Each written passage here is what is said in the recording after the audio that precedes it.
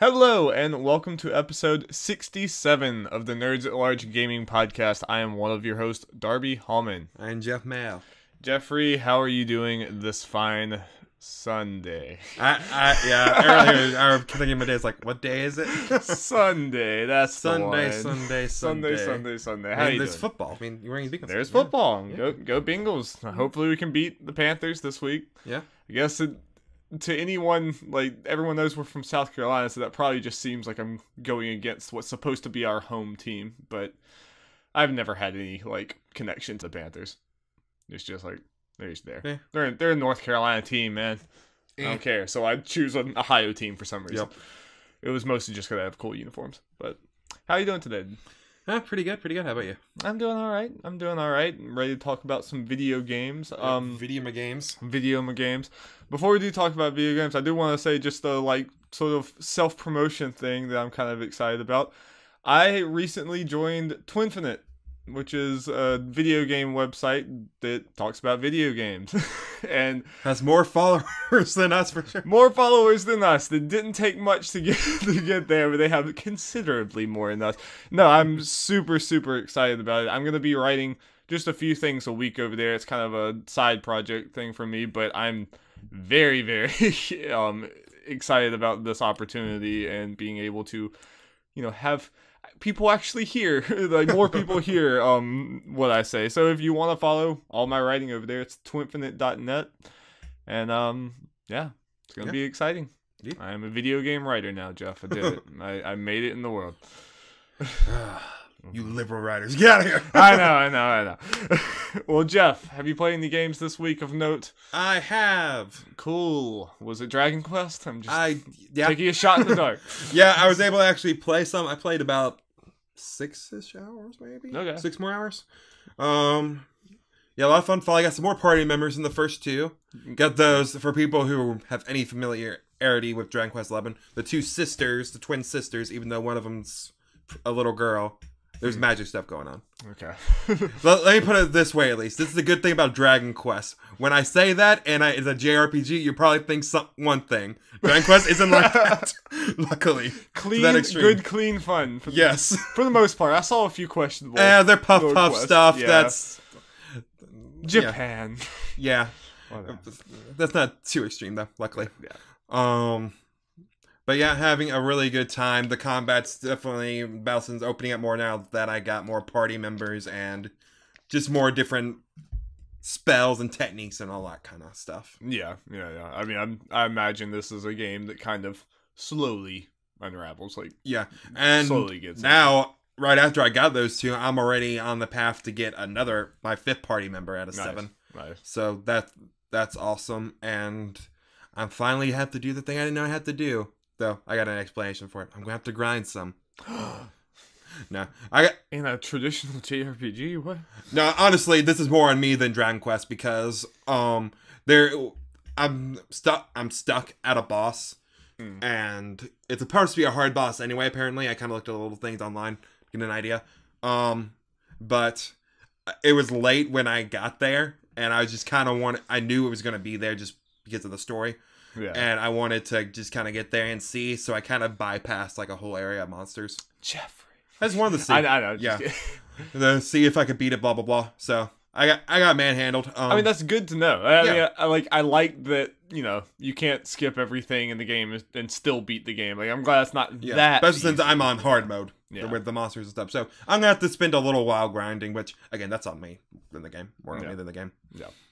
And I mean, I don't consider just beating the bosses or the fights on the way to a boss really grinding, or at least not severe grinding. It gets bad whenever you're like, no, okay, again, now I need the grinding I do is because I didn't do what I was supposed to do. Right. How the towns? Towns are great, man. It's just jolly little towns, full of life. Yeah. That's just one of those. That's just one of those many things that I kind of forgot what I loved about Dragon Quest. It's been so long since I played 8. Yeah. That's definitely one of those little things that you don't really think about how much you love those when you're a kid playing it. But then when you're older or whatever, and you can kind of look at why do I actually like this? What specifically do I love about this?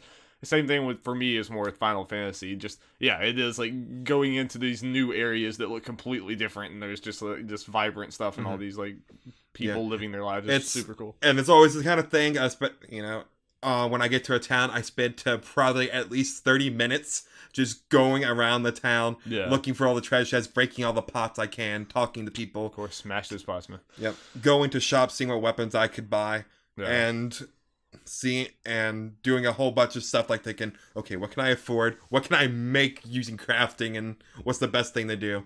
Yeah. I just enjoy that. Yeah, it's super cool. Especially since in a way, since there are of course a good amount of towns and things so long, but a town in a way, this may not be the right way to say, it's kind of like an event. You get there or whatever. Yeah, there's a trick between them, and it's big event because you weapons and just more story stuff, and I found something that makes me kind of like because I haven't done this in the past. There are bookshelves, and on bookshelf they're like red books.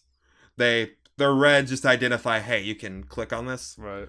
And in a lot of these books, sometimes there are recipes for crafting. Yeah.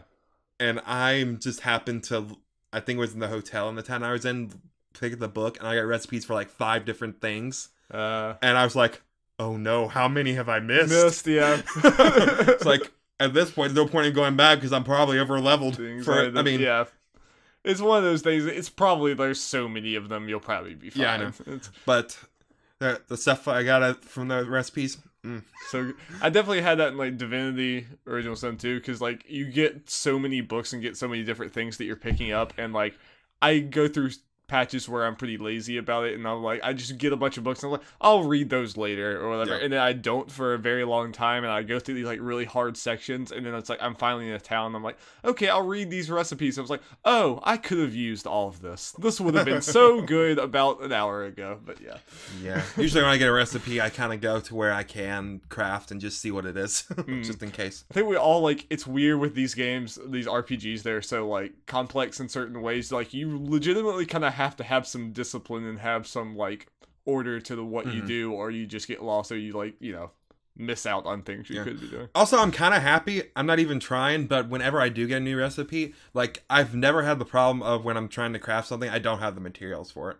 And it's not like I have an overabundances. I have usually sometimes just enough to make what I want, so I can kind of optimize my equipment thing with the crafting. So that's a nice feeling. Yeah, that's good when it's a good pace. Yep. Like that. Yeah. So I guess that's all I'll say about Dragon Quest for now. I'll say more as we go. I also finished another game. If you've been listening, you could probably guess what it's gonna be. Danganronpa 2. I've finished it. It's done. Took me a little more while because breaks and everything and Spider-Man stuff, but I finished it. And how's it compare to 1? I guess we say overall better. Overall better. Like the cases are definitely harder and can be a lot more interesting. Like in ways. You said, it kind of just pretty much assumes that you've played 1, and it's like the difficulty. Story and there. Difficulty, because I mentioned that I think when I first talked about it, in the first game, when you're listening to people's testimony, you have bullets that you can shoot through lies, and for most of the last game, you had like 3 to 5. I think was 5 may have been the max at the end of the game. Okay. It quickly in this game got to 7 bullets you got to go through, and at the end I think I had 10. Jeez. Then I had to go through and be like, okay, what fits what the lies and what they're saying. But luckily with the testimony, I don't know if I've ever said this, it loops around for a certain amount of time. Like you don't have to do it for the first time it goes through the people talking. Okay. It repeats, so you can listen to it all first and see like, okay, that's definitely liable. Let's wait and see. Right. Because sometimes you need to use what someone else said to point out the lie. Yeah. The bullets you have, and they may not be the right thing. Right. Yeah. But I mean, just from you talking to me about it, it just sounds like if the first one was crazy, this one just is like double. I can't. It's one of the things I hate. I can't really say it because spoilers, especially since Jacob listens to this podcast all the time and he has interest in playing it. Yeah, if Jacob ever does get to it, you guys should sit down and talk about it. Yeah, I feel like that would be I'm very excited to get into 3, though I'm a little scared just because I've heard mixed things about the ending of the game.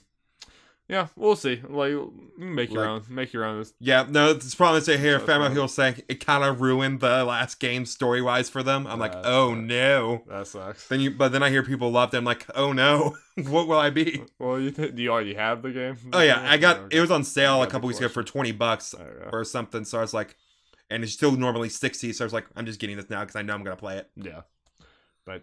Like, if people liked 1, I guess they're gonna like 2. I don't see any reason why not. Yeah.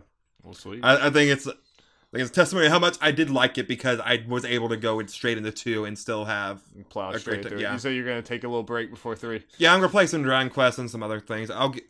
We'll see. I mean, I might get to Danganronpa by the end of the year just because, as I said before, there's kind of a lull for the, I don't care as much for the games that are coming out. Except you have, every time I've seen you, you've been saying a little tiny bit more about Red Dead. We'll see how that We'll see how that goes. See how that goes. I mean, if like me and Jacob are both being cowboy men out there in the world, you might want to do it. Yeah, and Will and Will and potentially Alex. So, yeah, might have a whole squad of cowboys. Yeehaw! We gotta get hats. Yes, of course. You cannot play Red Dead Redemption without. I just had a thought though, where it could be fun, especially if you get into it. We do. We play online, but me and you stream it, and we're doing the whole thing like we did with Fortnite, where we're playing next to each other, whatever. Have the 2 TVs set up. We're wearing cowboy hats. I have to go find cowboy hats. Probably really cheap cowboy hats. They're gonna be dumb and cheap and probably made of foam. I'm pretty sure when I was like 5 years old, I went as Woody from Toy Story. I actually kind of vaguely remember that. Yeah, I promise you that hat would not fit me anymore, but I could like balance it on my head and be like, "Whoo, here we go." We're gonna get like a foam 10-gallon hats. Yeah, that's what we're gonna do. Let's do it. All right. Lock it down. I'm doing it. Did I play anything this week? Spider-Man. Oh yeah. Okay. I know. There's gonna be more just initial impressions. Yeah, there's just very initial impressions of Spider-Man. I really only did like the first few, like 2, maybe 3 missions, and mostly what I did was just swing around and unlock all the towers. Of course. Because it was just... I mean, I don't think I've heard anyone not do that. it was just... Because it's so easy to get to them, and it's so fun, and you just, like, you get the swinging mechanics down, and you just get to feel the world. And usually in other games, like, that's an ordeal going to, like, every tower or whatever. You have to trek there. In Spider-Man, it's just, whoop, here I can go, and I'm going, yeah. That was a lot of fun. The whole New York, like, the entire map and stuff of New York is, like, crazy how detailed and realized it is. When I'm looking at it, I was like, the sheer amount of just, like, city blocks they had to make, and everyone's different. It's wild. Yeah. Have you seen Avengers Tower yet? No, I must have missed that. I haven't done like a detailed. I've mostly just swung around to the towers and did some crimes as they popped up, but I haven't like spent a whole lot of time in the world. I guess kind of. I mean, not really spoilers, but I think since last week. You take pictures of landmarks and stuff. You'll definitely have to find it for those. Right, yeah. I'm sure I'll run into it at some point. Yeah. Like just moving. Now again, all the Easter eggs and that thing. I watched you play a little yesterday, and you got the business card for the Daredevil's law firm. Okay. Oh yeah. That's cool. It's cool. Yeah. I like this all connected like that. So add him to 2. I think they will. I think they'll like. I don't think they'll go all out like here's the Avengers. But I think they're gonna again for Daredevil. What I want is him just being the side quest, right? And just do a little side quest line with him. Yeah, that's all I want. Yep. That would be super cool. Yep. But yeah, I don't have too much to say. I will say, I mean, like, I feel bad for even saying any of this because I'm so early that, like, nothing I'm saying, like, don't take anything I'm saying as, like, gospel or anything. But I will say, just from the first little bit, the combat is a little not my speed, like, the way that I was worried it would be. Like, I just feel like it's a lot of, just brawler, a lot of pressing square over and over again. I mean, not like it's fluid and good. It's just not my thing. And it's something another part of this is I've played like pretty much every Spider-Man that's ever existed. And this feels a lot like those, a lot better, but it's still, I feel like I've played this game 1,000 times before. We'll see. That might completely change, but I'm very interested in the Spider-Man they set up in the world. And I mean, spoilers, there's, some of the like, Doc Ock and some of the other people that you're seeing and stuff. I purposely avoided that.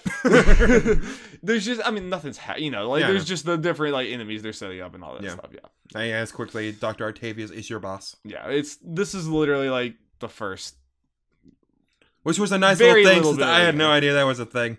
Yeah, it's cool. But you'll hear what I have to say for the rest of it, I'm sure.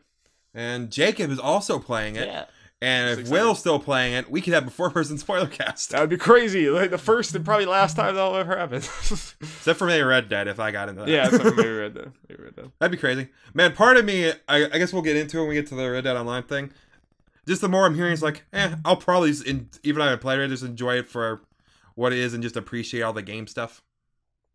All the revolutionary stuff that's apparently in it. Just like, I'm enjoying hearing all the like little open world things that are going on with it. Yeah. All the little touches. Yeah.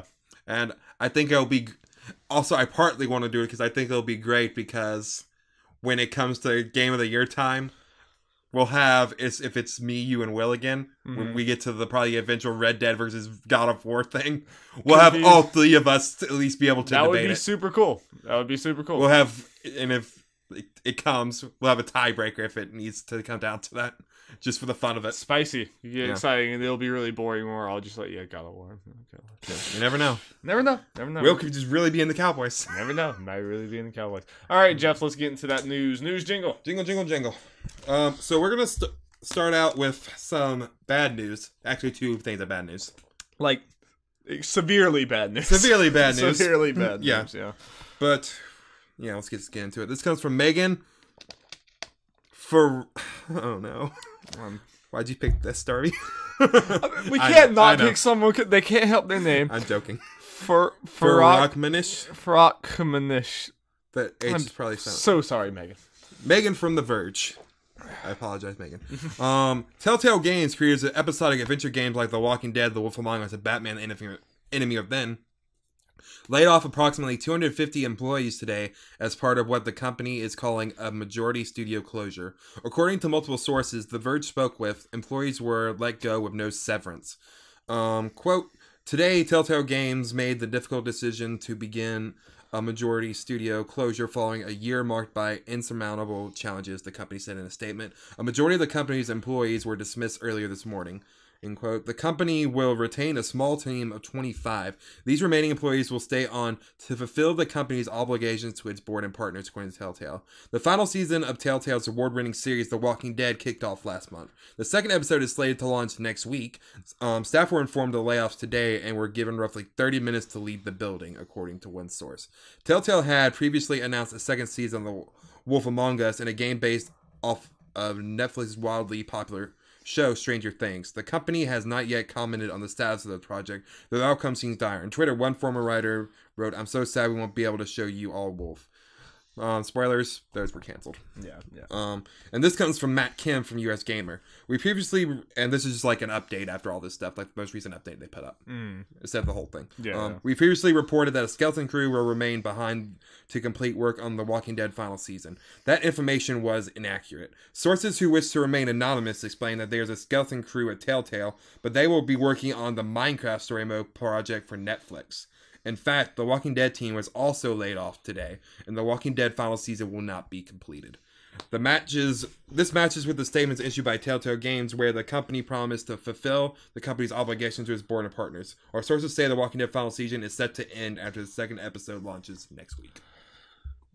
So, I mean, this has to be like one of the craziest and just saddest like stories of the year, and that I can remember in a very long time. Because I think like we all knew that there were some financial problems and there were some like issues with Telltale in recent years. Just like they've had projects that didn't go very well, and like kind of received, and you kind of maybe not always heard just flat out just hearing it didn't sell as well as you would think / hope. Yeah, or you just kind of assumed. And there was some reports of like culture problems, and there was just a number of different things at Telltale.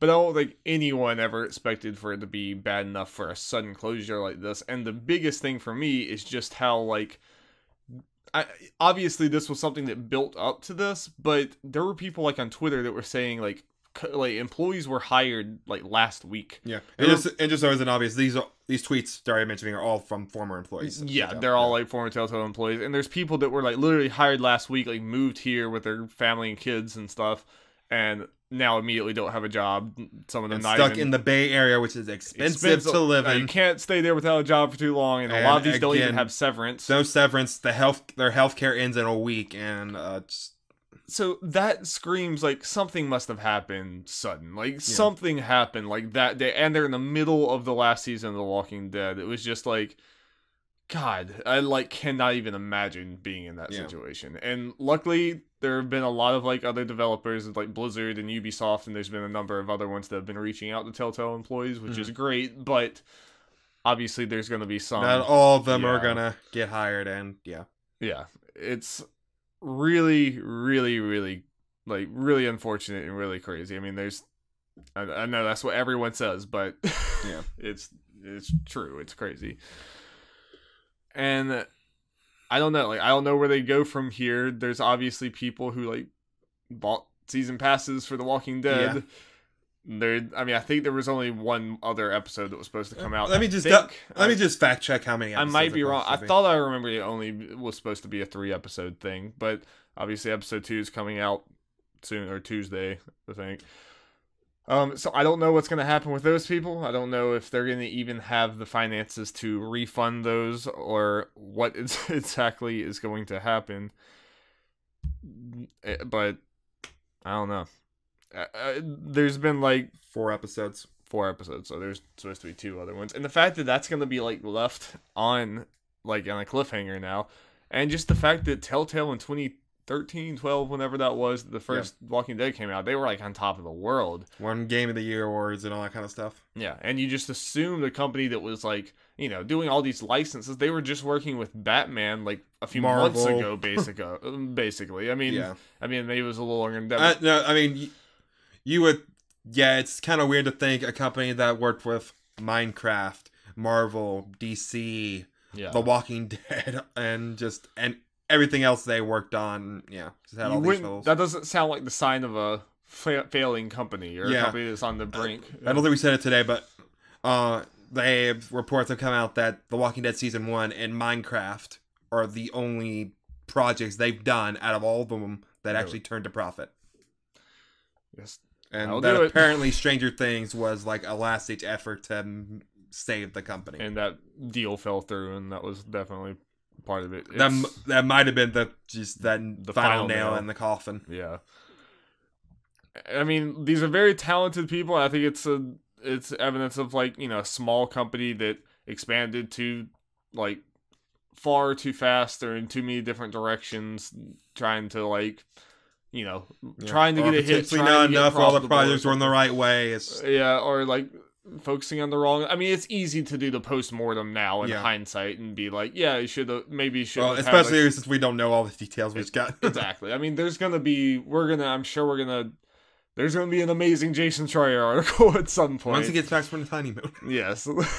And he allows the people to try to find jobs. Yeah. No, like, I think people need to respect it. I hate that these people, like, there's people that are like, have no clue how they're going to get money for next week and stuff, and they're like trying to figure out what they're doing with their lives, and they have idiots on Twitter asking them, "Where's Walking Dead? How am I going to get the game now?" Whatever. It's like, leave these people alone. This is not their fault. I just want to say officially, I hate it when I'm seeing people like, "Oh, what's the big deal? Their game's just sucked anyway," or stuff that it's like, fuck off. It's just.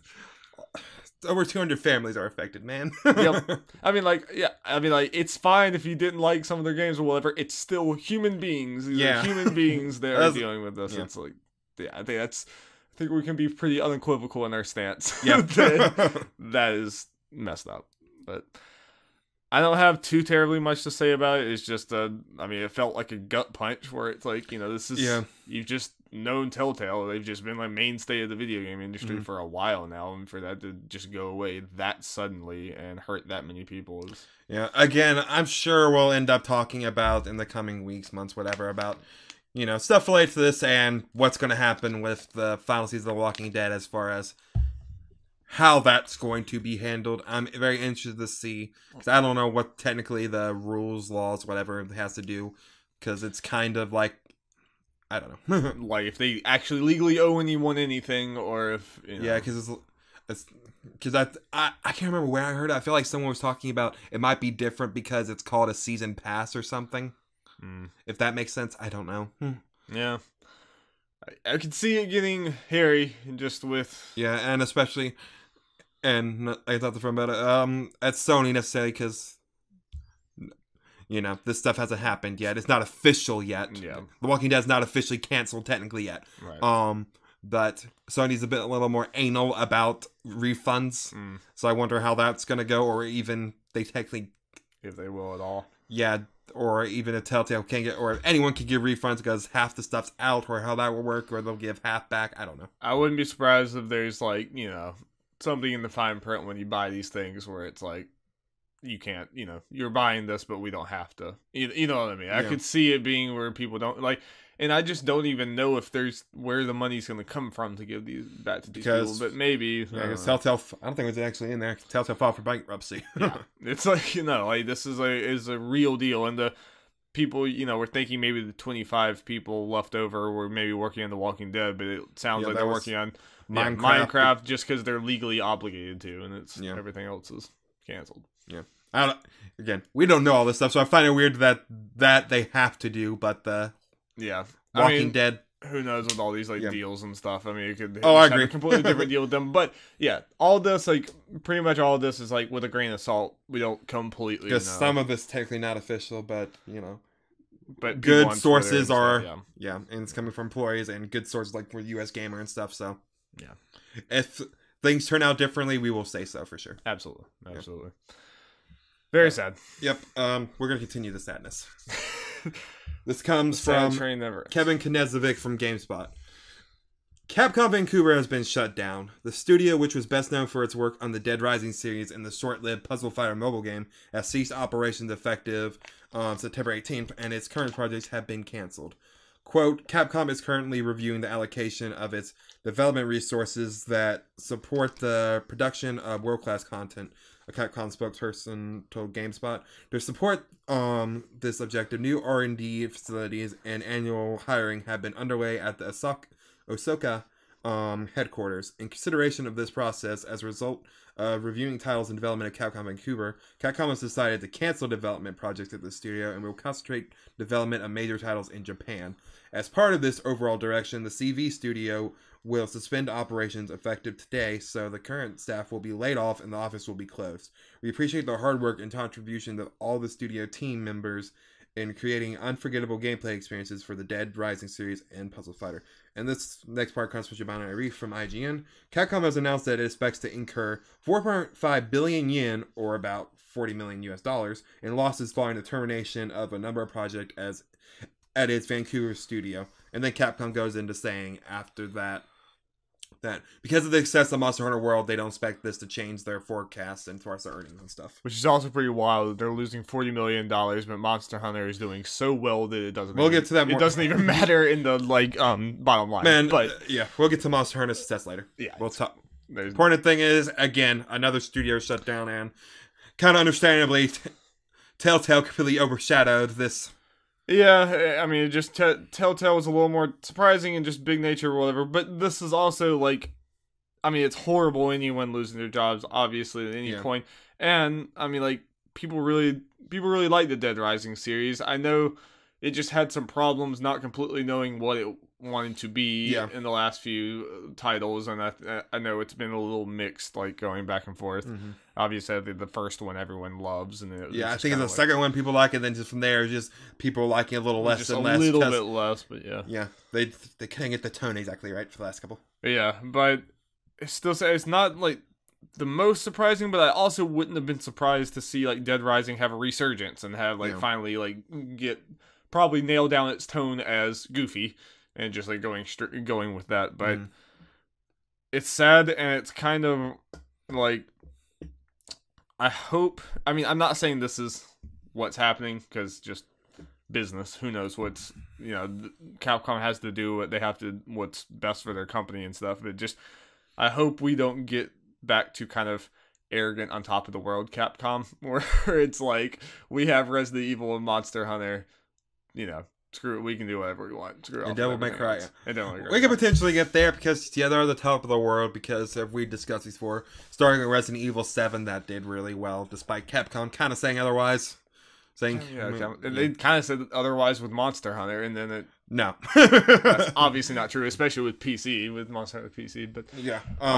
Monster Hunter and Resident Evil 2 remake and Devil May Cry 5. I mean, Capcom just went very quickly from, like, they're on their way out the door, basically. They're like, it's been like, Capcom's heyday was so long ago, they've been, like, fledgling since then.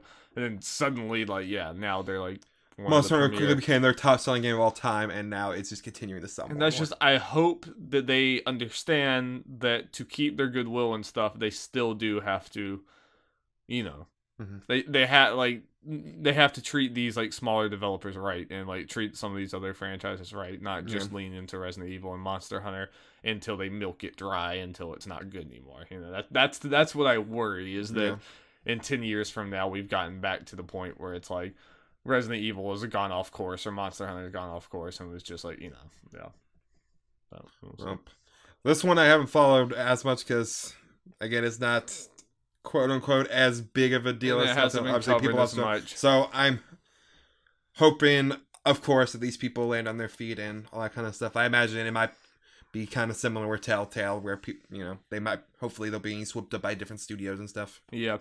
I imagine it's probably not any different than it's ever been. We just see it more in a public way. But I feel like the last few years, there's been, like, every time one of these has gone down, there's been a lot of people on Twitter and stuff, and other people, like, advertising to those people to come in and everything. I don't know how many of those ever actually end up landing in jobs and how many don't. And I don't know if that's always been happening. We're just seeing it, but it's good to see.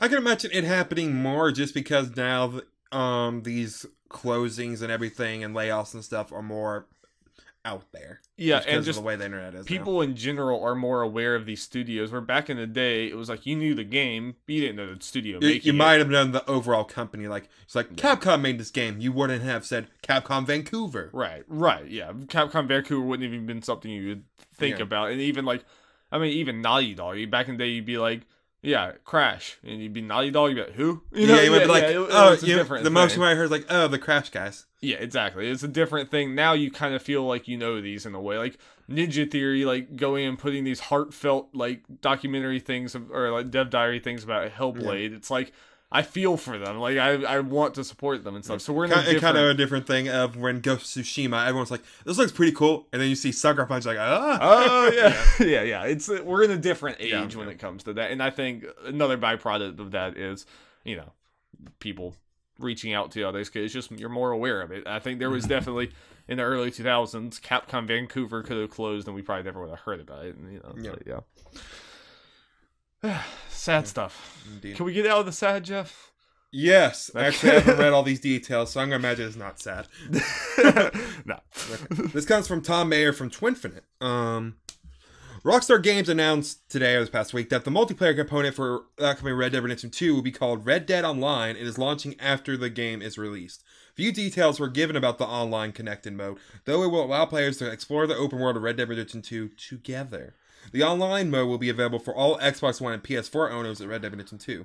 Similar to the publisher's other always online multiplayer mode, Grand Theft Auto Online, Red Dead Online will also be constantly updated.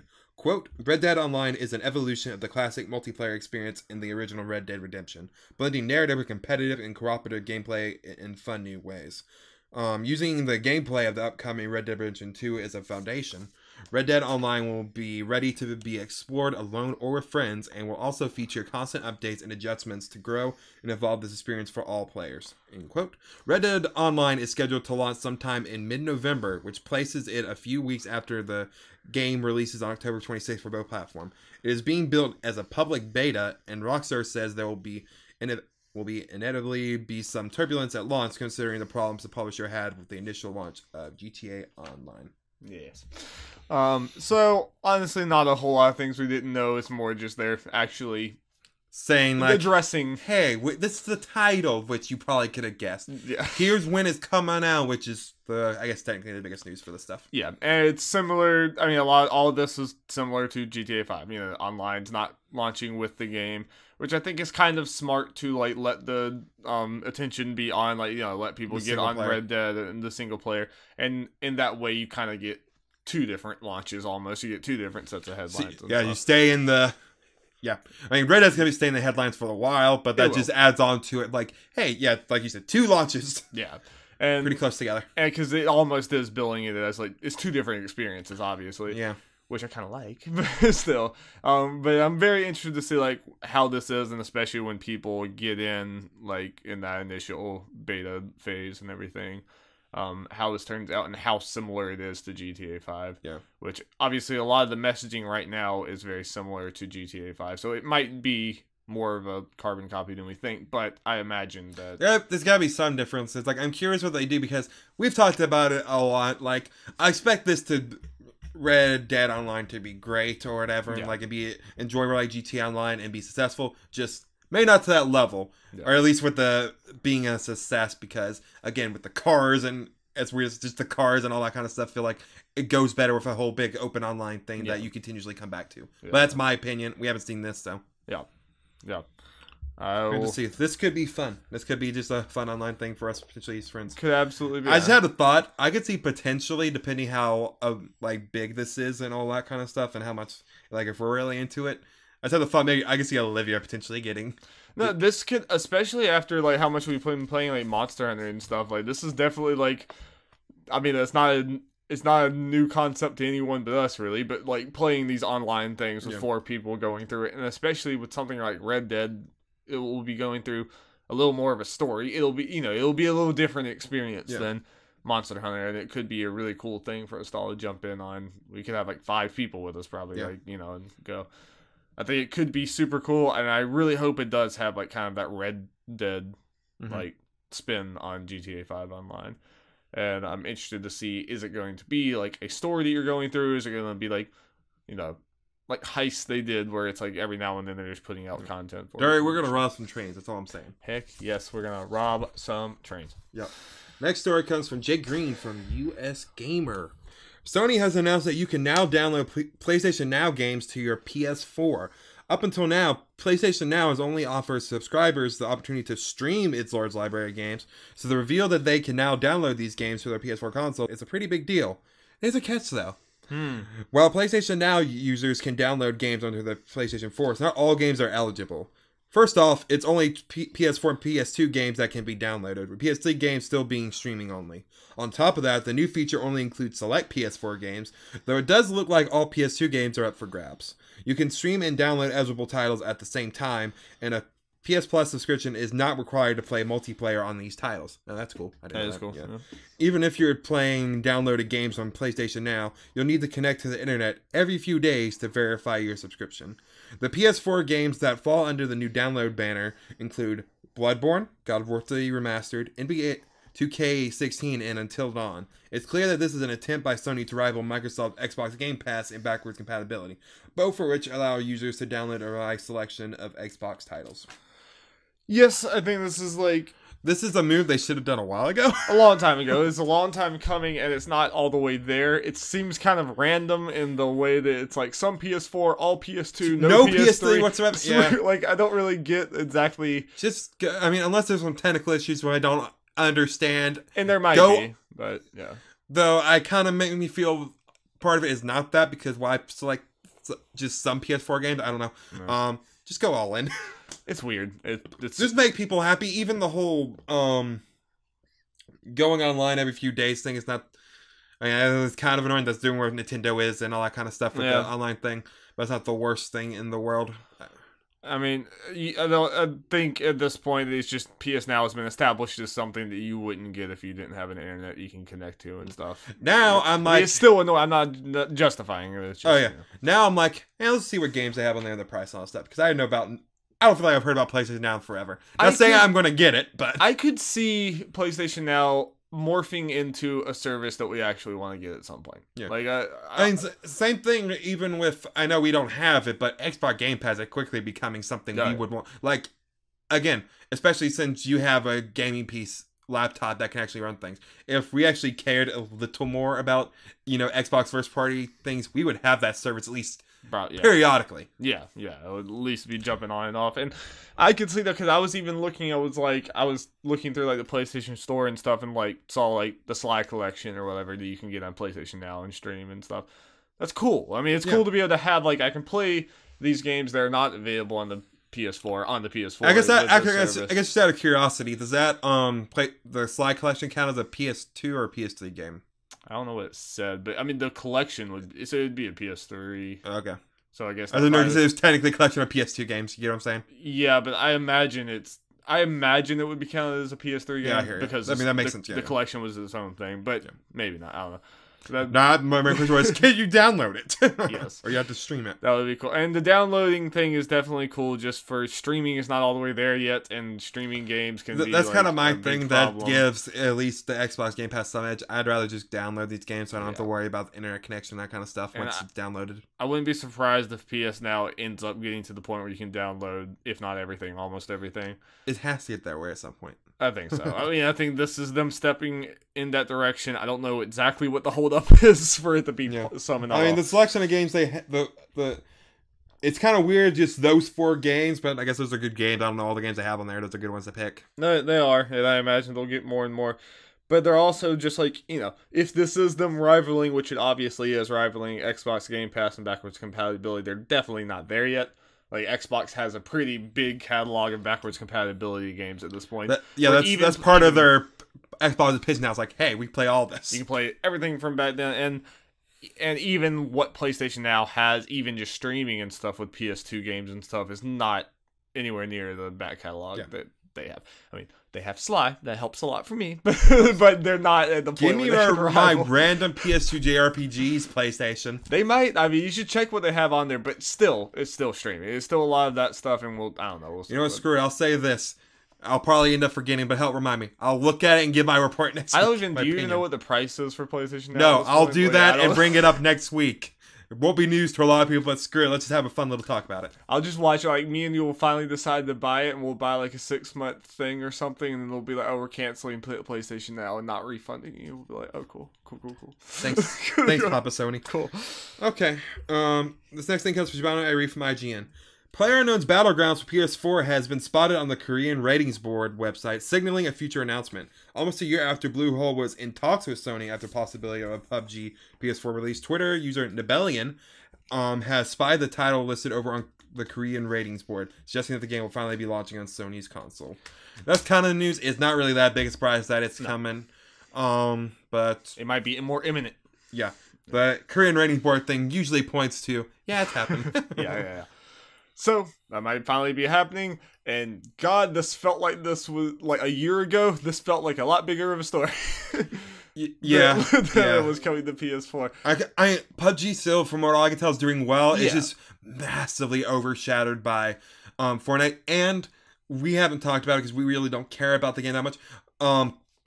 Black Ops 4's Blackout thing, people seem to really be turning around like on they it. have a winner. Yeah. Like, from what everyone says, that seems like it's the opinion of Black Ops 4 is really turned around recently from what I've seen. I haven't looked at the details to know exactly why. I've just seen general opinion. Yeah, I wouldn't mind playing, like, the beta and stuff. That might be over by now, probably. I think that's why, because people played the beta. They did. No, it's like everyone has loved their hands on with that. So, it's looking like it's reasonable to think that they're going to be a number 3 in this whole Battle Royale, like, thing or whatever, which is still a good place to be, but just compared to where PUBG was originally and stuff, it's I guess kind of hot take. I could see the Black Ops. I mean, I don't think it's really a hot take. I can see Black Ops 4 just completely overshadowing PUBG. I mean, I think Call of Duty is going to sell insane no matter what. Exactly, and it's just a more popular and potentially polished version of the kind of same thing, the more realistic, like, military stuff. Yeah, it is different. Definitely, I mean, like, it's different experience than PUBG, but it is, like, as far as just the hype and the Now, the real question is, will this do any damage to Fortnite in any way, shape, or form? I don't even need, like, take it down. I mean, even a little bit. It's just it's different. I know. I don't think. And, like, the thing I texted, maybe I'll do it a little while. I sent you a random text the other day that was just, like, randomly thinking about it. I was like, can you imagine, like, the amount of money and stuff that Microsoft spent to have even the window of exclusivity they did with PUBG for, like, over a year, whatever it's been. And because at the time, PUBG was the hot stuff. And can you imagine, like, how much money they spent and how much that has not paid off, because just how quickly that's changed. I mean, I'm sure it's paid off to an extent because PUBG is still a very popular game, but probably not what Microsoft was expecting, It's weird to think that PUBG was the Game of the Year contender. Such a weird turnaround from last year. And it's like, I don't hear anyone ever talk about PUBG anymore. And I know people do. I know that I'm just not paying attention or whatever, because they still have millions of players and everything. But I don't know. Yeah. I mean, I kind of feel bad for PUBG because they didn't really do anything different. And it was just, but I don't know. Just the way it is. That's the way it is. This next story comes from Brian from Nintendo Everything. During the Tokyo Game Show, Square Enix finally provided an update on Dragon Quest XI for Switch. This version will be titled Dragon Quest XI S. The S designates Switch, Special, and Shabaru. Speaking Japanese. And Seiyu, voice actor in Japanese. Okay, that's okay. Oh, wait, yeah, okay. Unfortunately, there's still no release window for Dragon Quest XI on Switch. It was stated during the event that more time is needed before the game can be released. What in the world's going on with this thing? Like, is it going to be, like, I guess, since the S may stand for special, like, is it his own version, pretty much, or are they making it from the beginning? Like, we're going to kind of redo a conversation we had the other day, just now on camera. I think you're in a similar state where, like, it might end up being nothing, but the fact that they felt the need to, like, label this as its own thing, like put an S on it and like package it with a different name, worries me, because it worries me that it's some like scaled down version or something just to be on the Switch. I don't know if you're in the same worry. Yeah. You know. Yeah. I don't know, man. It's still up in the air if it's the PS4 version, the 3DS version, or some weird in the middle thing. I don't even think I've seen that 3DS version since like it was first announced. Like, it only came out in Japan. Okay. I mean, we're not getting it unless it's this version. Oh yeah, I know it sounded weird for the whole Seiyu thing, the voice actor, this S being for Seiyu, but that's just because in Japan, this is going to be, I think, the first version of Dragon Quest XI that has voice acting. Yeah, which is pretty big deal. Yeah. I'm glad we just got that. That's weird that we're the first ones. Yeah, because as Westerners, we need that voice acting more than the Japanese. We're big old babies. Yep, we need to hear those voices in our ear holes. Yep, we just can't do it. Reading? What do you think we are? Yeah, I don't know. I hope this is just good old Dragon Quest and nothing weird about it. But we will see. It's super strange still that this was still the first thing that the NX was revealed with, and we still are kind of in the dark. Like, who? They even give it 2019 for this thing. It's weird. Yep. It's weird. Yep. Okay, next thing comes from Michael Kogzara from IGN. The original 3 Ace Attorney games are coming to the Switch, PS4, Xbox One, and Steam in a single compilation. The trilogy of Ace Attorney games was announced during the Ace Attorney panel during the Tokyo Game Show and will include updated HD visuals. The trilogy was originally released on the 3DS back in 2014. The compilation includes the original game, Justice for All, and Trials and Tribulations. Expect to see the trilogy launch in early 2019. I have some interest in this. Yeah. I played a little bit of Ace Attorney. I can't even remember where. It might have been a demo or play a little bit with friends or something. I enjoyed it. Seems like a game. You and Jacob. Yeah, this seems like the kind of game I would be into. Just seems to maybe kind of like Danganronpa type thing, but with a little more cartoony, and not less murder because there's murder in it, but less anime high schooler murder. A specific murder. Yeah. It seems like a very like stylistic, very Japan, but very goofy and knows what it does game. Yep. And I've heard people say, it's legitimately a lot of fun. Oh yeah. I've heard people talk about Ace Attorney. Are they hard games? Is Ace Attorney a hard game? I don't know. I imagine it's not like crazy difficult. Yeah. But cool. Is this like what were these? I'm very ignorant about the Ace Attorney. Are you talking about what they're originally on? Yeah, what were they originally on? Like DS or something. Okay. And that's why they were on the 3DS as a compilation. Yeah. I kind of wanted that, but at that point, even then, I didn't want to play my 3DS too much and all that kind of stuff. Did we have all of these, like, in America? Yeah, I think so. Yeah. Okay. I don't know how much. As far as I know, maybe except for the most recent one, I think we have all the Ace Attorney games. Cool. So, you can drop some. Unfortunately, early 2019 is not a good release for Jeff right now. No. It's building up pretty quickly. We'll get to part of the reason why later. Honestly, my and I feel like there's going to be a certain amount of people who would potentially listen to this who would agree with me that my most exposure to Phoenix Wright was Marvel vs. Capcom, dropping court papers on people to hurt them. I'm all for that kind of goofy stuff. I think I used Phoenix Wright some in that Project Cross Zone game, that 3DS game that had like everyone. Yeah, from Capcom, Namco Bandai, and Sega. So the biggest crossover ever here. It was fun. The battle system could have been a little better and more interesting, but it's a crossover thing. It was pretty fun. They went for quantity over quality, but it was okay. Whatever. It's like it was a fun time. Yeah. No. I got to see Yuri from Tales of Vesperia and Hiachi talk. Speaking of Yuri from Tales of Vesperia, I didn't even mean to do that. Did you not? No. I thought you were doing that on purpose. Anyway. Actually, yes, I meant to. Jeff way. I was just gonna steal your segue. I totally thought you were doing that on purpose. No. All right, hurry up and get to it. So while the segue's still hot, Jeff. Okay. We got some Tales of Vesperia Definitive Edition news. Yes. Of course, because the Definitive Edition is adding stuff in America that has only been released in Japan, so that stuff needs to be voiced. And unfortunately, Bandai Namco did not go to Troy Baker, aka the voice of Yuri Lowenthal, the main character. AKA. Or not Yuri Lowenthal, I forget the last name. Yuri Lowenthal, yep. He's Spider-Man. He's the voice of the man who voices Spider-Man. Now I'm blanking on Yuri's actual last name. This whole time, Yuri. Yes, I've been there. It's very similar, isn't it? Lowell? Yes, that's why. It's like insanely similar. It's very, very similar. Why isn't Yuri Lowenthal voicing? I know. But that's kind of crazy. I didn't think about that. Yeah. Yuri Lowenthal, and this is Yuri. So that's why it happened, people. Yeah.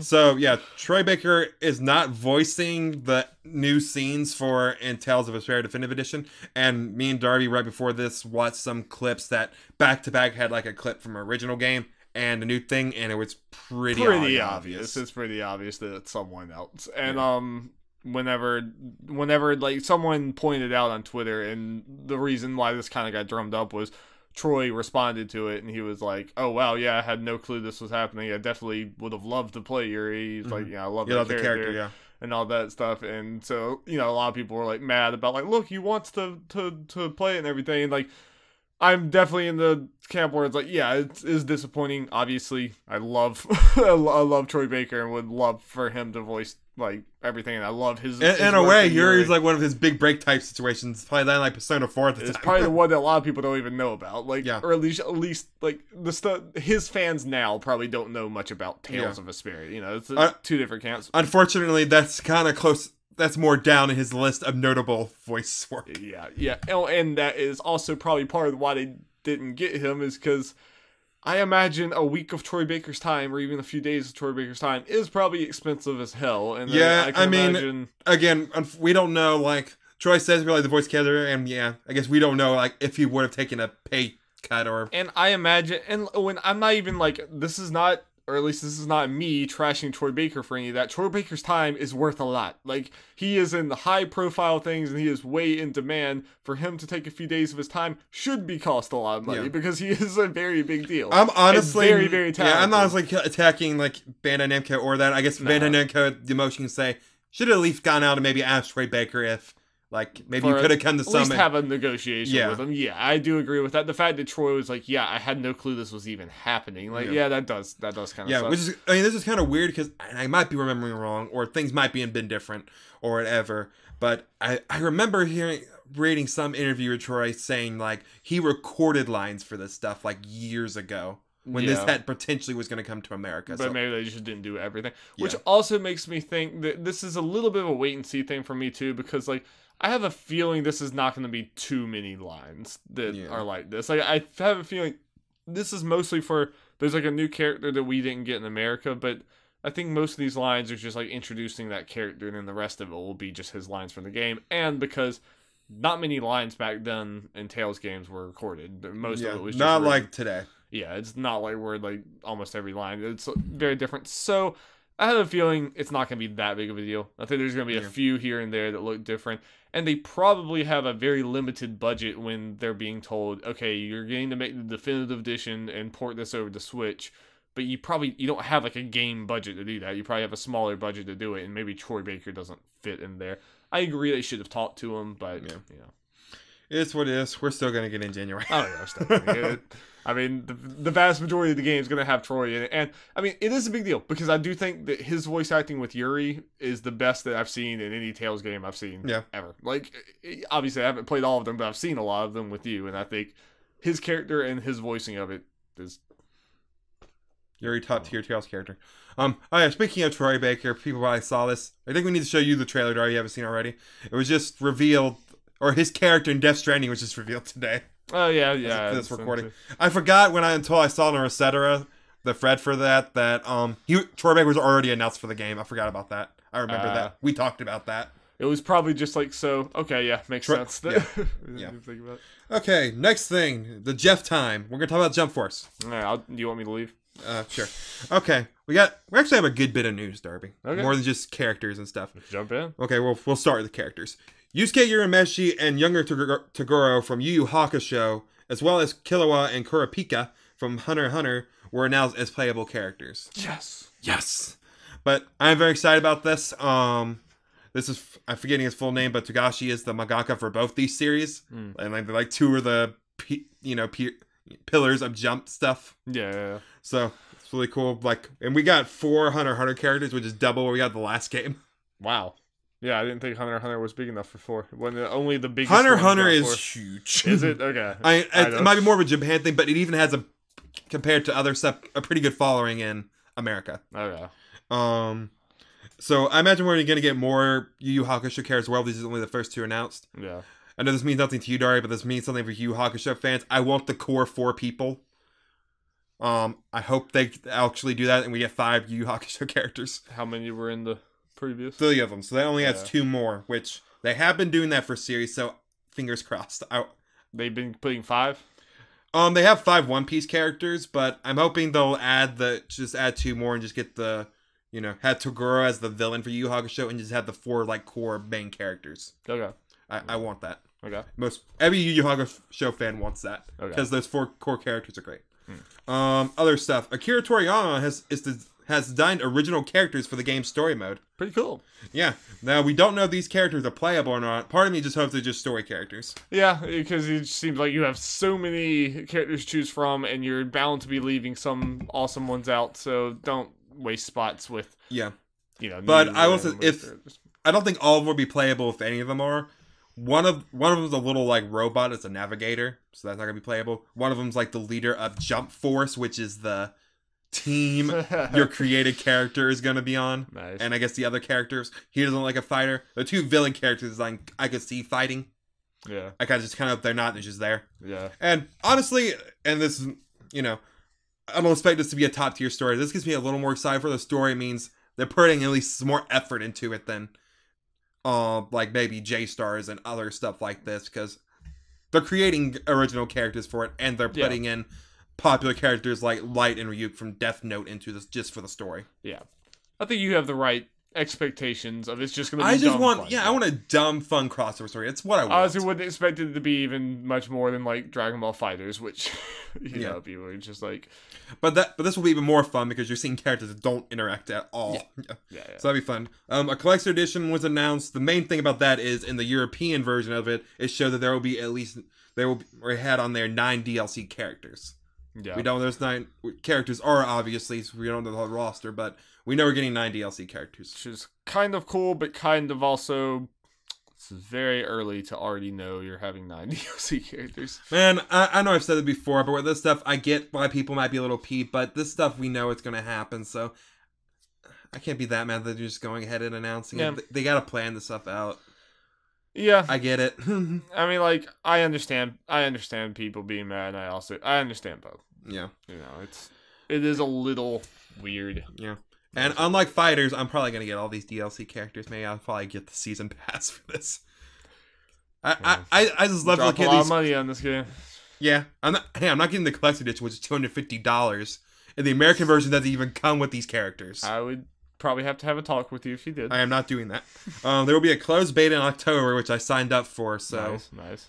Dari, just... Impressions. Yes. Or I could stream it. Stream it. No, absolutely. Yeah, let's get Alex and maybe even you there just for... Yeah, I can be like, look at this muscle man. And... I'll play as exclusively JoJo characters. Hopefully they're announced by then in the thing. Wait, Darby, you gotta play as Yugi. Oh, I hope Yugi's in it. I keep forgetting Yugi. That's like awesome. The most hyped character in that game. Cool. That's pretty cool.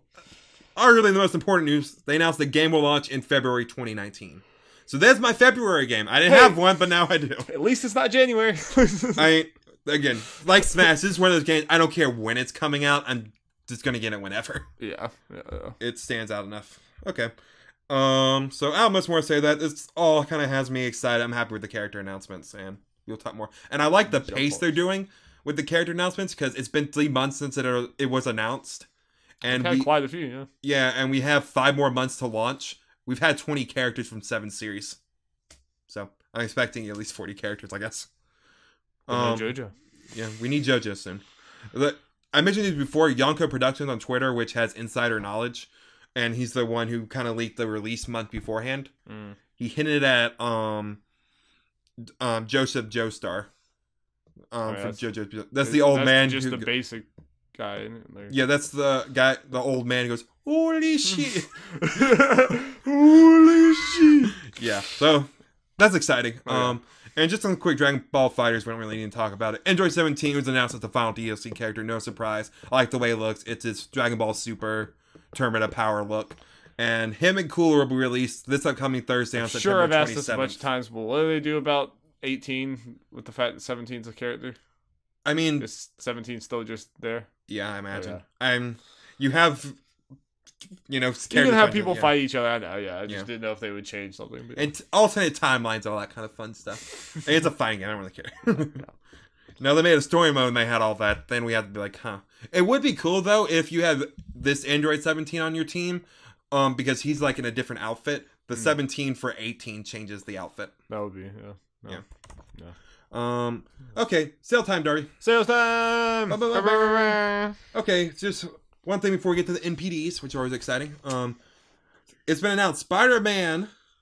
Marvel Spider-Man. Marvel Spider-Man, Jeff. I'm sorry. We're gonna get sued. Has sold 3.3 million copies in the first 3 days, making it the fastest-selling first-party PlayStation game of all time. Hoo-wee!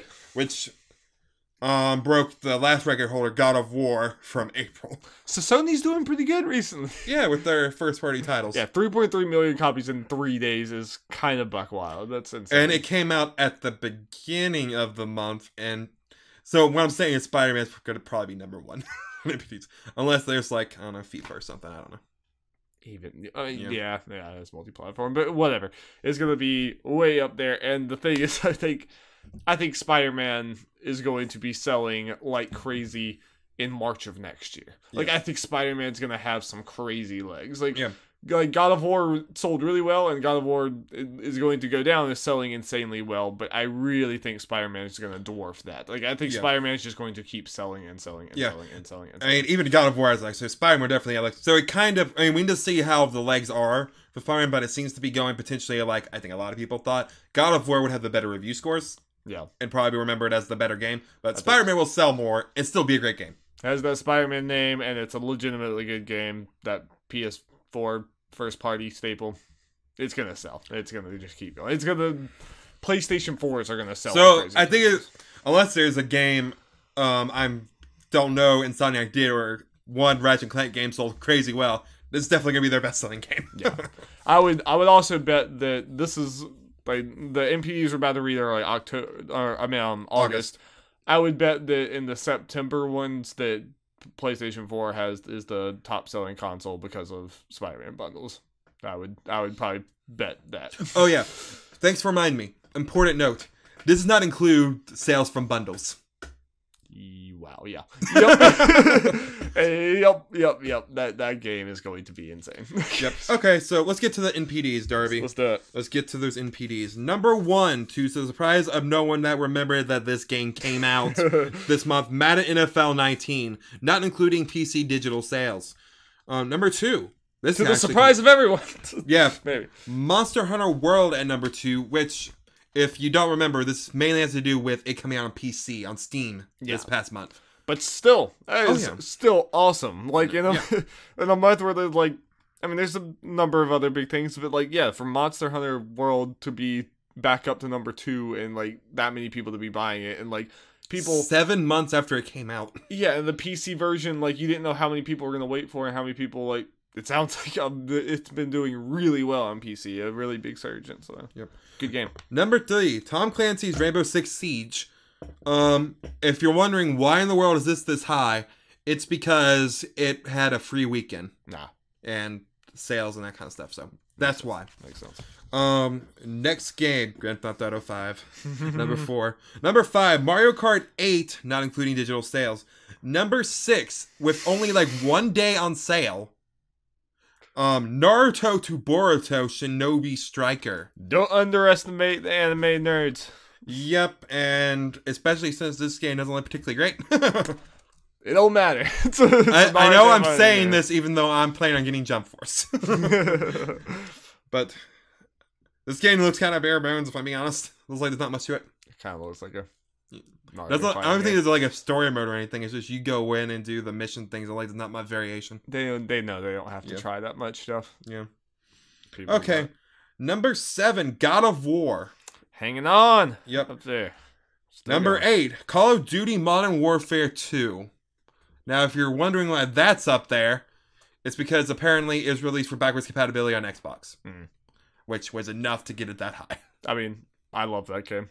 Yeah. I mean, it's one of the few Call of Duties that you'll hear me actually say, like, I legitimately love that game. It's a really good game. Now, it's just weird that a really old-ass Call of Duty got that high. But that is the one. Yeah. I mean, I know you didn't play any of those, but that is the one. Like, so it makes sense to me. Okay, now, number 9, Legend of Zelda Breath of the Wild. No digital sales. So happy to see that. Yeah. Number 10, Super Mario Odyssey. No digital. Also happy to see that. Yep. And just some other little tidbits from the rest of the list. Monster Hunter Generations Ultimate came in at number 14 with no digital sales. So Monster Hunter had a good month. Very good month. Yeah. Very, very, very good month. Let's see. Other things. We Happy Few came in at 19 with no digital sales. Weird. Yeah, why doesn't that have digital sales? It's just marked that way. That might be a mistake. Either way, it's... Maybe it doesn't, but... That would make more sense if it does not have digital sales. Yeah, but I still don't think this game... Yeah, for context, like, this was the release month of We Happy Few. Like, this was August, this was the month it released, and it's 19th, which is not great. Yeah. Yeah, that's the other main stuff. Some potential snubs is no Shenmue. Yes, but are you... Can you honestly look me in the eye and say you're surprised? I guess not really. I mean, I've been affected by Hubert for too long. I know, like I love it for him, and I love it for Shenmue fans out there. But I hope that they knew. I hope that they knew that there's not a big audience for Shenmue, and I think that's okay as long as there's the expectations are set. Oh yeah, a snub that snub might be the right word. That the Easy Allies mentioned was Overcooked 2. I was kind of like, oh bummer, but. It doesn't include digital sales for Switch, but I imagine that's where it mostly was. Yeah. I still don't think it would be that high, but I also think that Overcooked knows that. I really do hope that it sold well enough, though, because I want to support those guys. Like, We need to potentially gain that. And let's see, top 10 games of this year so far. Yeah, let's just go through them. Far Cry 5 number 1, 2 God of War, number 3 Monster Hunter World. Number 4, Madden NFL 19 shot up there with no PC digital sales. It's Madden, so of course. Number 5, Grand Theft Auto 5. Number 6, Call of Duty World War 2. Number 7, Dragon Ball FighterZ hanging in there. Number 8, Mario Kart 8 with no digital sales. NBA 2K 18 at number 9. Super Mario Odyssey by Odyssey next month. At number 10 with no digital sales. Spider-Man's taking that is bumping that thing down at least. Yeah, probably. Hey, I'm just happy about a year later about it's still hanging into still selling that much. I'm like that and Zelda have legs. Zelda like selling that much and not getting lost to time. Yep. Because they're games that and hardware did great across the board, and it's all increases across the board. Yep. But Switch was on top. Yep. Okay, time for the main topic, Darby. Can you like write down the time or something just for me? Or I can. I don't know where it started, but I'm just writing down the time now in the video. Go ahead. Okay. So this is kind of a news story / just a fun thing we're gonna do. Okay. This comes from Lucy O'Brien from IGN. I need this. So sorry. You good? Sony has announced the PlayStation Classic, which will come with 20 preloaded games and be released December 3rd at an MSRP of $99.99 US dollars. Sony's very own mini retro console will come with Final Fantasy VII, Tekken 3, Wild Arms, Jumping Flash, Ridge Racer Type 4, and other legendary titles, which will be announced before the year's end, all in their original format. The PlayStation Classic is approximately 45% smaller than the original PlayStation, and Sony has emulated the original packaging as much as possible. Each unit will come with an HDMI and USB cable and 2 original pre-DualShock controllers, though you'll have to buy a compatible USB AC adapter not included to use the console. I will say that I think that sounds worse than it is. Yeah. Because it's literally just like a phone. Yeah. I mean, like, everyone has one of those. I mean, I know not everyone has. So it is weird that it's not packaged in, but it's probably like they want it to be $100, and that's what kept it from them, like, at that place. It's weird, but I don't think it's the biggest deal. God, Nintendo. If it was like a proprietary thing, that would be like, okay. Well, yeah. I guess before we get to the more potentially fun discussion, yes. Let's talk about this announcement and how we feel about the games and all that's announced for and stuff. Yes. It was not surprising that this is happening, but it was a little surprising to me that it was called the PlayStation Classic, just because that's like the same name that Nintendo did for the SNES and NES Classic. I think Sega's doing the same thing with the Genesis. And like Nintendo's not original with that, but they've definitely become known for that. So I'm just a little surprised that Sony didn't want to brand themselves differently or whatever. I think we talked about this like yesterday or whenever. We talked about other potential names that would make sense, like Mini and stuff. It's like that's also the same thing, and then any other name just sounds dumb. Yeah, I mean, not that it's a big deal and everyone won't care after a while, but it was a little surprising to me. But the fact that this is happening in general is not surprising because the SNES and NES Classic were very big hits. And Sony knows that, like, with the PlayStation 1 was long enough ago that they have that nostalgia. They have that retro thing for it. So I think in theory it's fine. I don't think I would get it partially. I mean, depending on some things, like if the game lineup is good enough and everything. But $100 is a lot, and it just sounds like a lot, even though the SNES was $80. But $100 definitely sounds worse. And I just worry about these type of things being like, it seems like almost everyone else does, get one of these and then like never play it. And I just don't want to go down the collector rabbit hole, but that's where I'm at. I have it pre-ordered, just because like, and this seems to be the case. I know pre-orders are gonna sell out. You can always cancel if you want. I'll cancel it if I don't care for the game lineup. Now, if they don't announce the game lineup beforehand, screw them, man. No, I think they will. I know. Still find it kind of weird they announced only 5 games, but whatever. Yeah, I guess the price is fine because, but since we don't know what other games there, these are bigger games, bigger budget. Yeah, 2 controllers, and presumably this is going to have more third-party titles than the Nintendo stuff. Probably. So they need to give those people some money. Yeah, this in general thing will probably be a little more expensive, and people compare it to the SNES Classic, but this is a lot more like the equivalent of Nintendo making an N64 Classic, and which will probably be $100. They probably will do, and they'll probably will also be $100. So this is probably not that different from. Difference is I would be a lot more willing to like throw that card down. Yeah, you have a lot more nostalgia for that. Yeah. But I guess we'll talk about the games they announced so far. Final Fantasy VII. That's an obvious surprise pick. of no one. Yeah, obvious pick. The thing with us, it's your favorite game. Actually, never mind. Never heard of the game before. Never heard of the game. Actually, it's not even on. Why do they have a blank slot there? Go to YouTube, I guess, and watch Kill Your Babies. Yeah. I guess it's a different video. Yeah. I don't know. But we just did it in the middle of the podcast. I don't know. It's weird. It's weird. I should have planned this better. Screw it. It's fine. So yeah, Final Fantasy VII, but this would be potentially our third, fourth, whatever time getting it, like for both of us. At least 4th, maybe 5th. Yeah, so that's not the biggest. I mean, it's not exciting, yeah, but it needed to happen. Like, if you had a PS1 Classic without Final Fantasy VII, it'd be like, what the actual hell are you doing? It's like, yeah. Tekken 3, I'm actually excited that I enjoy Tekken.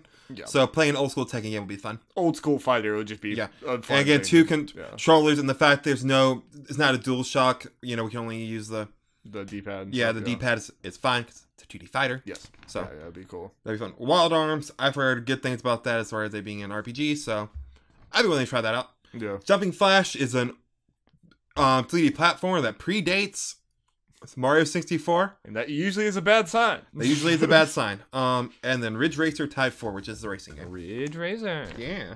People seem to like that game, so pretty solid so far. Yeah, kind of a weird mix. Only 5 games out the bat. I guess they just want to have like slowly releasing them and the buzz of it, which I kind of understand. And this is also slightly weird.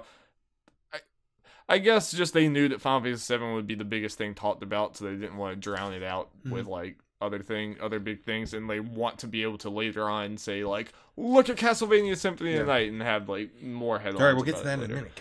Yeah, so now what we're gonna do, we're going to go through a bunch of PlayStation 1 games, though. Me and Darby don't have the most experience with PlayStation 1 games, so yeah, this is not. We're youngies. We're youngins, and he was a Nintendo guy or whatever, so he has a lot more N64, and I have a lot more PS2 nostalgia. But I definitely did play a good many PS1 games, and obviously heard about a lot of them and like played them at other people's houses and stuff. So we have ideas, but also we're going to kind of talk about the likelihood we think of something. So just for the fun, we're going to do a mix of what we want / think is happening and pick the maybe 15 other games. Yeah. Potentially, just for the fun. See how it goes. Yeah. Okay, so first thing, we got Final Fantasy VIII.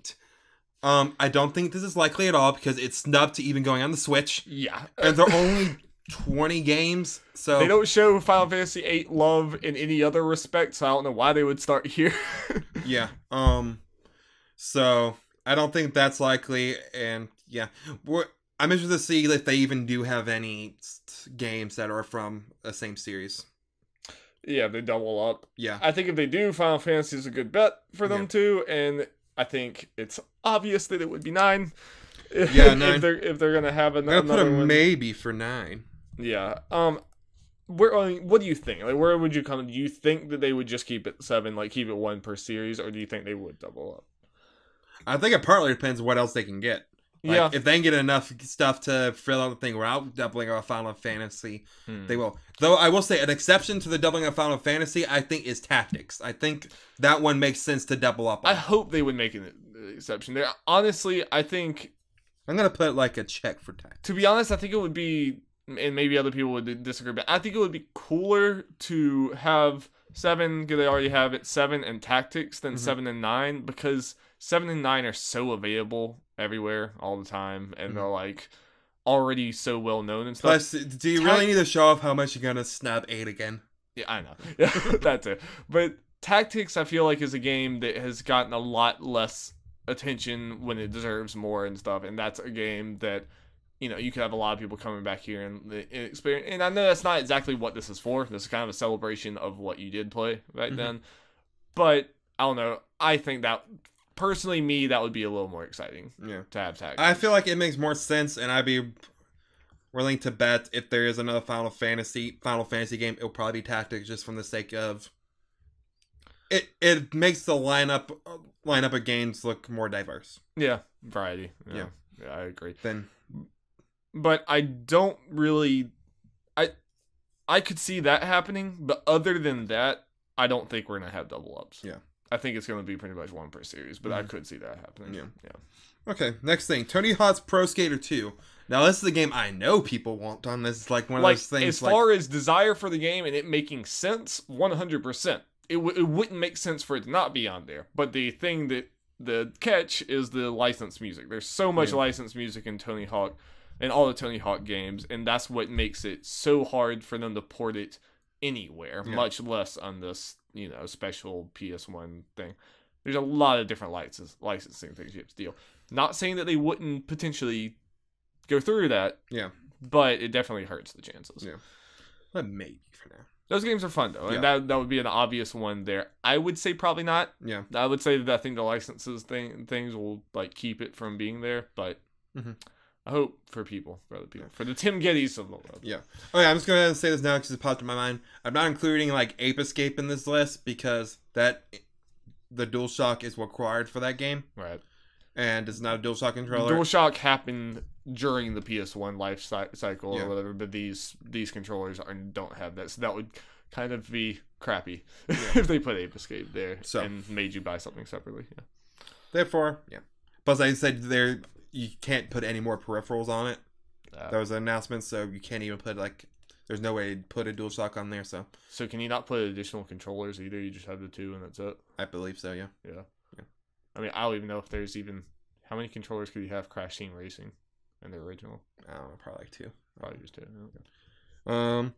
Silent Hill. I'm not familiar with the Silent Hill series, but I imagine Silent Hill, something on there is. I actually really like the original Silent Hill. And I think that would be... Okay.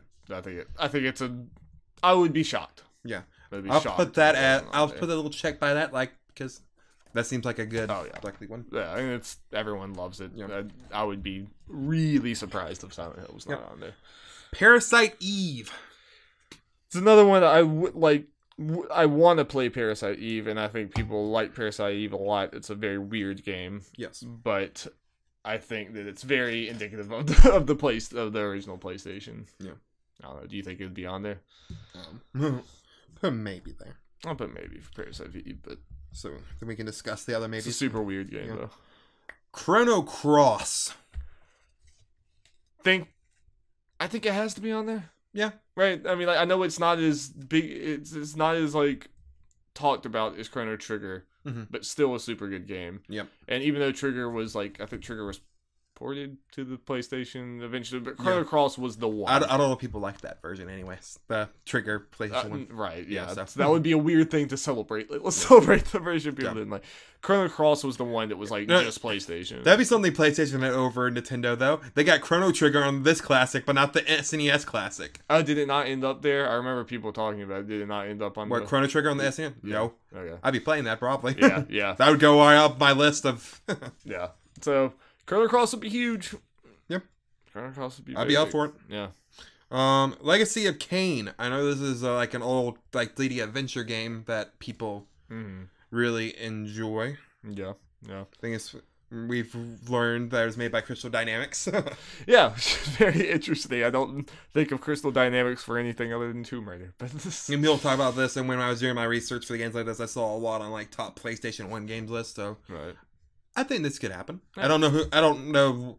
Some of these games we're gonna, be honest, we don't know the licensing rules of who may own this stuff at this point. So Klonoa. I know I played a Klonoa game at some point, and I liked it, but I don't know a whole lot about the series in general, or just the game in general, but I don't know. That's definitely one of those we can just kind of breeze over, because I don't know a whole lot about Klonoa. Looked cool from what I saw before. Yeah. Give me some cool, colorful platforms. I enjoy it. But the next one. Castlevania Symphony of the Night, if it's not on there, there's a problem. That's like one of the... Whenever people discuss PlayStation 1 games, that's just one of them. And that would be one of the potential system sellers for it for me. But I think we heard that Symphony of the Night's probably coming to PS4 at some point. Yeah. Too. So we'll see. Yeah. That's probably where I would do that instead. But absolutely, Symphony of the Night, we've talked about it before, is one of those that I think we both missed. And we both really need to play. Yeah. So especially if we want to, we got to prepare for Richter and Smash. That's it. Yeah. And Bloodstain. Yeah. Next thing, I just have this Crash Bandicoot trilogy. This is a weird one, and the same thing with a couple on these lists where we have just gotten remakes / remasters, or we are getting them. So it's kind of like, will they put them on there? Because then it feels like that don't matter as much. So where do you think, like, where do you fall down on what you think will happen with that? Like, with the fact that we have the Insane Trilogy and stuff, do you think that means we won't get it? I could potentially see it because there's only 15 games left. I mean, I know Crash is a big thing on there. I get that, but then it's kind of like there's less of a point of it, especially since I don't know. We got kind of the definitive version of these Crash games. Yes, I understand, but I disagree. Okay. I disagree. I understand. I kind of like, from our standpoint, I agree. I think that it would cheapen this thing, and it would be better without it. But I think they're going to target this towards the people in Walmart, the people in Target that maybe don't even have a PlayStation 4, don't even know that the Insane Trilogy was a thing, or just didn't have the platform for it. But they see this and they buy it and they take it home or whatever. Because I think that even with the Insane Trilogy or whatever, seeing a PlayStation 1 classic where Crash Bandicoot is not on the back of the box would not make sense. Yeah, I hear you. It would be disingenuous to what I think this is trying to be. I hear you. And I agree that for gamers who pay attention to everything, it would be a little bit of a bummer, but I think it has to be there. I think it would be... for people who are not in the know, it would not make sense why it's not there. You'd be like, I had a PlayStation and I spent 500 hours playing Crash Bandicoot. Why is that not on there? Yeah. That's what I wanted to do the nostalgia for. I think it would be probably... I hope they wouldn't go with 1 because 1 just wasn't as good as the other ones, but I don't know. Hopefully they go with 2. Hopefully. I'll just put a check just there for the trilogy in general. I hope they don't do multiple ones. I hope not to. That's... If they do multiple ones for once, that just quickly fills up the 20, yeah. Crash Team Racing. I feel like that's a good one, especially since they have 2 controllers to go along with another Crash game.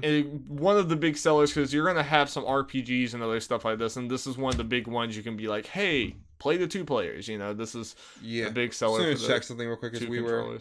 And people love Crash Team Racing. People are demanding it right now, and I think it probably is being made for the PS4 now too, which might be another one of these that we're talking about, where it's something we're kind of doubling up on. But I also do think it's a big deal, and it's another one I would be slightly surprised if we didn't get. And this is another one, Jeff. Wouldn't it be really weird if we got Crash Team Racing and not Crash on this thing? Just like look from the outside looking in, I feel like that would just be too strange. Mm-hmm. It would not really make a whole lot of sense. And that's apparently up to 4 players can play in Crash Team Racing. So I don't know. That could be a point against it being there. If you can't do 4 players on this thing, it could mean that they like don't put it over there. I don't know. We'll see. Let's see. The Spyro trilogy. I think pretty much everything I just said pasted over here. Yeah, to a slightly lesser extent. Slightly lesser extent. But at the same time, like especially they're already potentially talking to Activision to get Crash or Crash Team Racing. Spyro would also be in that consideration. It just made too much sense. I mean, I think there's definitely a better chance for Spyro to not be in there than there is for Crash to not be in there. But I still, if I was a betting man, I would say one of each. Yeah. I hear you. Budsy Titty, baby! Baby! Woo! No. If that game is in here, burn the whole thing. Just take the whole thing and throw it in the... Darby, that's in there. We're streaming a full playthrough if I get it.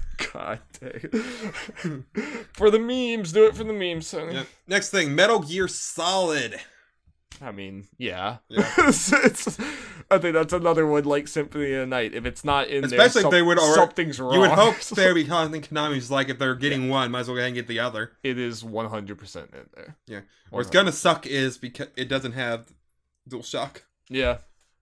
Which, I guess, so how would that work? Can you play it? It was originally released with that, but it was, I think, enhanced with the DualShock. So we'll see, I guess. We'll see. Next thing, Tomb Raider 2, specifically. I understand. Tomb Raider 2 is, I think, widely considered the best one of the, older games. And it's kind of the same thing with Metal Gear, Symphony of the Night, Crash and stuff, where Tomb Raider was one of those things that defined PlayStation 1, so... It's another thing where I'm saying, like, I might, as I'm looking through this, I might get to a problem where I'm saying this too often, but again, having a PlayStation 1 Classic that doesn't have Lara Croft on it, like the box or whatever, would be weird. Oh, here. It'd be another weird thing, so I think that has... I agree. Okay, Oddworld, Abe's Odyssey. I didn't play this, obviously. I don't think you did. I know people like it. This one I go 50-50 on. Yeah. I know there's a lot of Oddworld stuff, but I really don't know how big this was, which people might scream when if they hear us just like saying that we don't know. So I'm not entirely sure about that one, but we'll see. I suppose. Yep. Next thing, Vagrant Story. Feel like it's one of those things I keep on hearing about. Yeah. I've been hearing about my whole life. But, it's following Vagrant, but I don't know much about it. I don't either.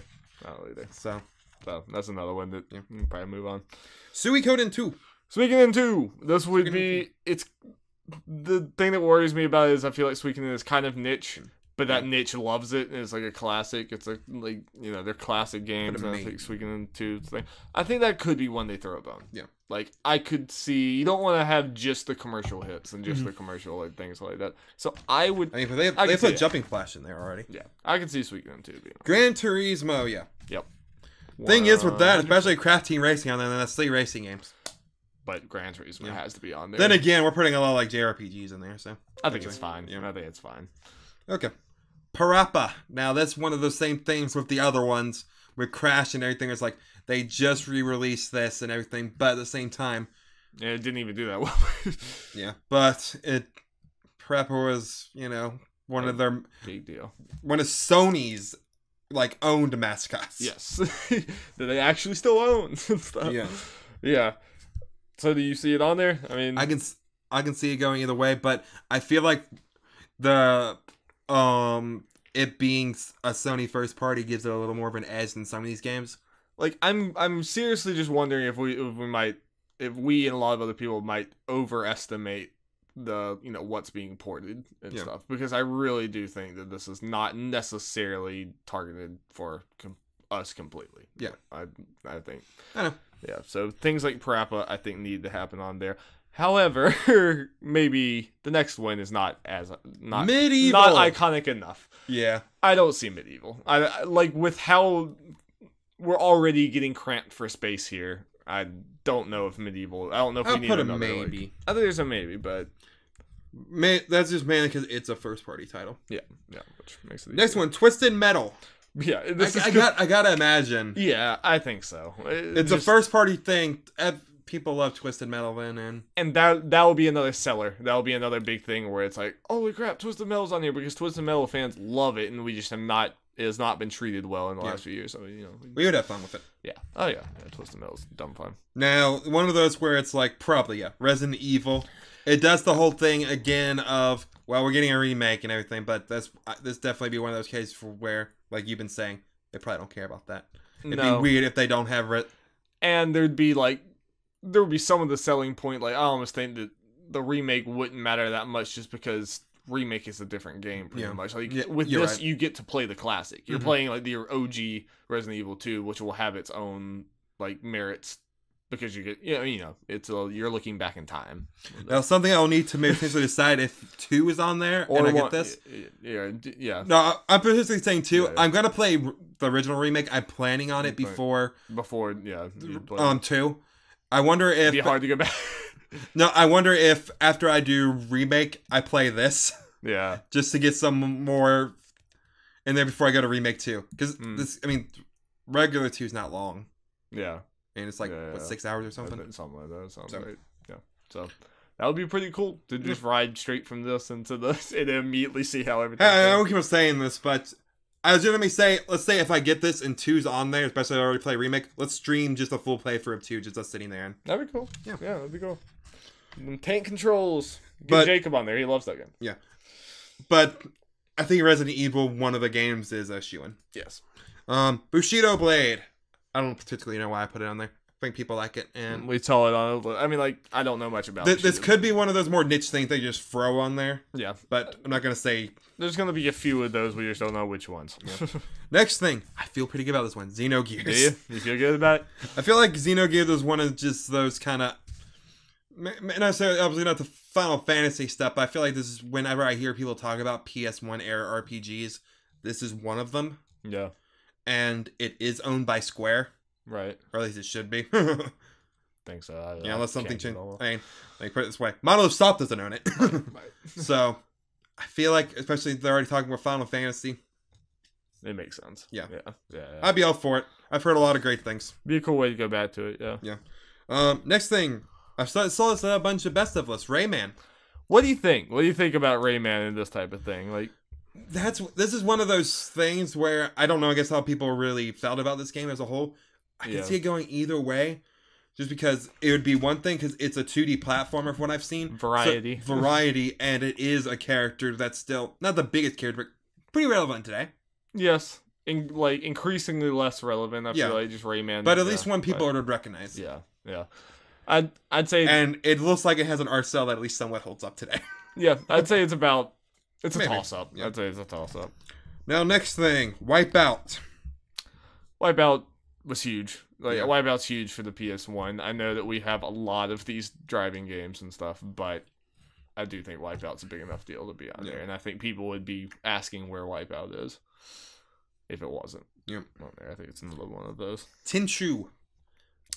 I actually don't know much about Tenchu. I know people like it, but I feel like it's one of those things I feel like it might be bigger than it is just because of the crowd I listen to. Yeah. Like Easy Allies and Tim Geddes and stuff. Yeah, I don't know if it's as big as, some of these other games. Yeah. Next one, Mega Man Legends. Or Mega Man Legends 2. Mega Man Legends Z. You never know. I don't know.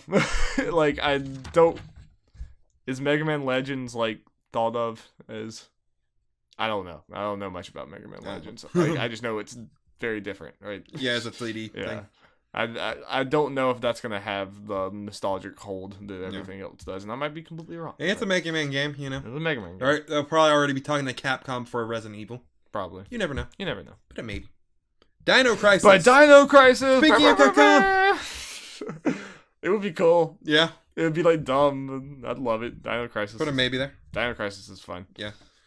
Now, one game I feel pretty good could be on there, because it's a Sony thing, and it's remembered pretty fondly. Legend of Dragoon. Yeah. I think so. Legend of Mana. I'm gonna lean towards no here. Yeah. Because especially it's kind of colored because it's at the end of the list. Because we have so many. We have so many that we've seen. Like, yeah, this has to be. This has has a pretty decent chance, maybe. And just, I don't know. I just feel a little weird about. Yeah. Okay. Man, So just okay, let's go through and see how many kind of checks we kind of felt like generally. Okay. Yes. Did we go over 20? Well, we have to get 15. Yeah. Since we already know 5. Yeah. So we got Final Fantasy Tactics, Silent Hill, Chrono Cross. Do you want me to do it? Yeah. Legacy of Kain, Symphony of the Night, Crash Bandicoot, Crash Team Racing, Spyro, Metal Gear, Tomb Raider, oh boy, Gran Turismo, Parappa, Twisted Metal, Resident Evil, Xenogears, Wipeout, Legend of Dragoon. Oh, dang it. And these are the ones we felt the best about. So we got 17. Yeah. That's for the fun of it, we can cross out 2. Okay. So of that list... Legacy of Kain? Yeah, I mean, I don't know enough about it. Can I see some of this list? Yeah. Yeah. I mean, and it's hard. I know we're not gonna get all these right. No, I'd say just to go for it, I'd say Legacy of Kain. Did we not even count Parasite Eve? Because I think Parasite Eve has a good chance of being in it. But I put that as a maybe. But we already have so many. It's gonna get hard. There's one more before we do the 15. Okay. I don't know.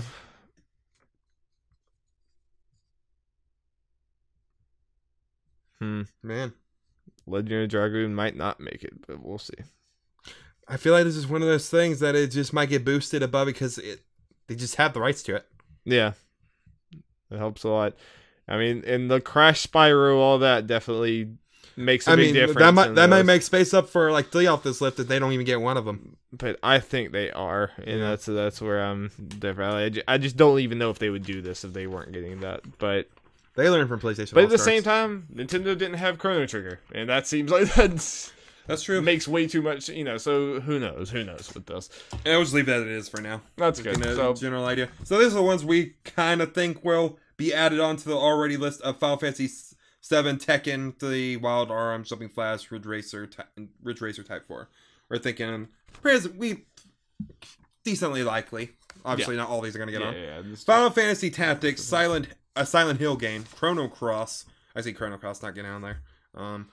Castlevania Symphony of the Night. Something from the Crash Bandicoot trilogy. Yeah. Crash Team Racing. Something from the Spyro trilogy. Metal Gear Solid. Tomb Raider, probably 2. Gran Turismo, one of those games. Parappa the Rappa. A Twisted Metal game, Resident Evil. Don't know which one it'd be. I don't know if you want R2. I feel like RE2. Yeah. I feel like, but I think people would be happy. Either way, yeah. Xenogears, Wipeout, one of those games, and Legend of Dragoon. Hey, Jeff. What? Want me to blow your mind in a few ways? Or really just blow your mind in one way? Guess what the Buffalo-Minnesota score is? Buffalo's beating Minnesota 30-3. 27-0. Buffalo? Damn! 27-0 Buffalo over the Minnesota Hey, Vikings. I was right about the difference. I said 30-3. Hey, you did. Good job. Good job. The Falcons are winning 21-16. And Cincinnati's losing 28-20. So still in there. Nice. 27-0 Buffalo over Minnesota. You know what, Darby? We're not going to be completely right, but honestly, us going through this made me feel a little better about the PlayStation Classic. There's some very big classics there and stuff, and it also... Again, I know you mentioned the whole people not playing the SNES things. I'm guilty of this. I want to do it. Yeah. I made a thing for a show to do, but I haven't actually got to. Oh, that's fine. I plan on going back to that, but this has these classics that if the list is kind of similar to where you did, I might just go ahead and just keep my pre-order, and so I'll have those games to go for. Yeah, and they could be like fun little stream things to do and just mess around again, with. I just don't have the collector itch. I would still much rather just have all these games on my PlayStation 4 or something like that. Yeah. I would vast prefer that than having this little thing they have to lug around. Mm-hmm. That's just where I'm at, and I know I'm very different than other people, and I just don't know if I'm going to do it because these things, again, also these things are just going to keep happening. I don't want to buy them all. If there's a PS2 one, maybe I'll talk. Mm-hmm. But, I just don't know. You're going to get the N64 one? Maybe. Or use mine. Or use yours. All right. Well, that is the Nerds at Large Gaming Podcast. I have no clue what all you're going to see. That doesn't mean anything, though. That doesn't mean anything. A big, giant chunk of it's cut out. Whatever. So, thank you guys so much for watching. Check out all of our other stuff, including, I guess, the Kill Your Babies top games of all time. Whatever. Top series thing. Top series, yeah. Yeah. I guess just for our promotional reasons. Explain what that is. Okay, yeah. Kill Your Babies is a thing where we have a list of things. We go back and forth one by one and crossing things out of existence. And what we did is we took our top game list of all times, take the series those games are from, and we marked them off one by one. It was pretty painful. It was pretty painful. So only one remains, and only one series out of all those remain in existence. Jeff got pretty red and started screaming at one point. I didn't do all that. Not angry, but no, I'm talking about anguish screaming. You were like, no. Yeah, it was good. I think that was good. That was a good video. So check that out. Check out our Pokemon Emerald Nuzlocke. We had to rebuild the team after some losses. Oh yeah, we recorded some stuff yesterday. A lot happened. We got a lot of new friends. Yep, I have a lot of cool things coming up there. And look forward in the future to our BoJack Horseman Season 5 Spoilercast. I'm probably going to watch that tonight, or at least start it. That's what I'm planning. Continue watching it today. And don't know when exactly. Expect it probably in the next few weeks, hopefully. Our Life is Strange Season 2 Episode 1 Spoilercast. Comes out Thursday. We probably, Thursday. We probably just need to go ahead and pre-order if we haven't already. Yeah. Get that Best Buy discount. Gamers Club. I wasn't even thinking about that. I was thinking of doing it digitally. I don't even know if we can get that. It's an episode thing. Yeah. Never mind. Anyway, and I guess check out my articles on Twinfinite. Yay! That's a pretty cool thing I can say now, yeah. All right. Thank you guys so much. Thank you. Bye.